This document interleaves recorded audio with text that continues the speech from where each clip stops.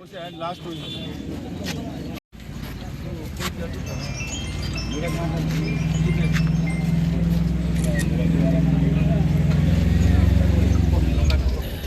हम लोग रायन नमस्ते रे कोटुडे कोटुडे ఏ పర్వాలేదు కొరుడే కొట్టుడే కొన్నా కొన్నా నేను జరగను కొద్దిగా జరగను ఫోటోలు పడతలేదు కొద్దిగా గిడి జరుగు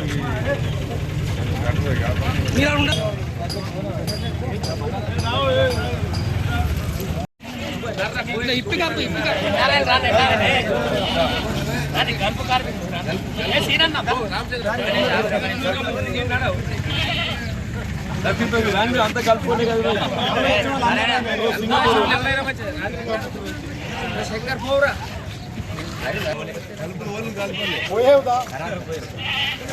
ఏం చేస్తున్నావు ఏమని మన గాడి కట్టినట్టు కనబడుతుంది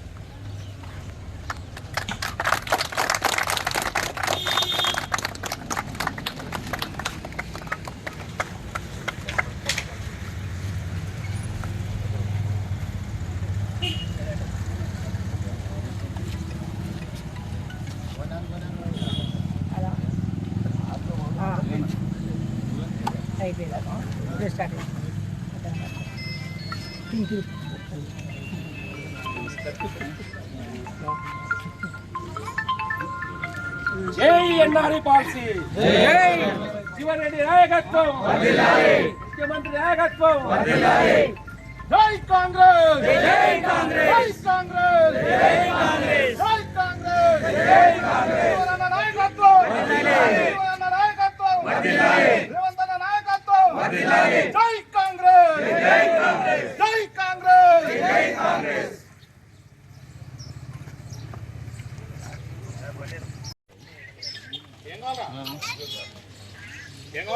తింటున్నాడు ఇక్కడ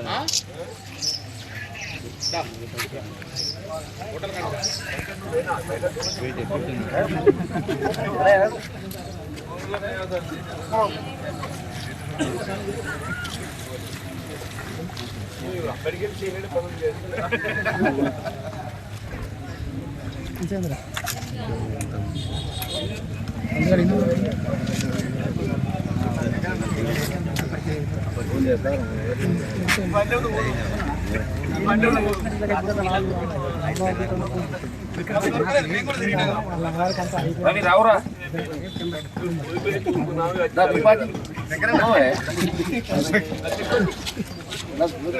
ఉన్నాయా రావు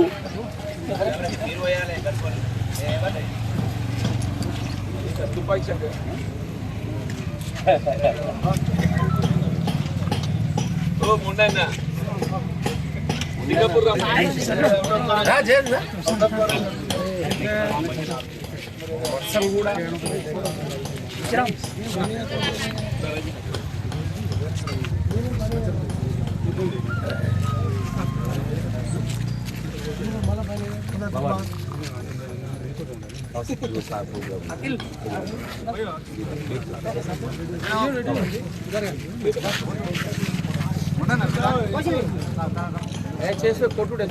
ఉపాధి లభించకపోవడంతో మన ఉత్తర తెలంగాణ ప్రాంతానికి చెందినటువంటి ఇటు కరీంనగర్గే కానీ నిజామాబాదే కానీ ఆదిలాబాదే కానీ అంటే కుల మతాలకు అతీతంగా రైతాంగం కానీ రైతు కూలీలు కానీ ఇతర కుల వృత్తులకు చెందినటువంటి వారే కానీ వీళ్ళ ఉపాధి కొరకు గల్ఫ్పై ఆధారపడమే మనకు ఏకైక మార్గంగా కనబడుతుంది.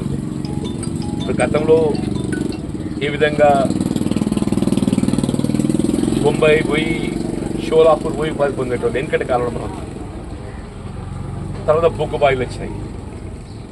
ఇప్పుడు ఏదైతుందో మన గల్ఫే ఏకైక ఉపాధి మార్గంగా కనబడుతుంది.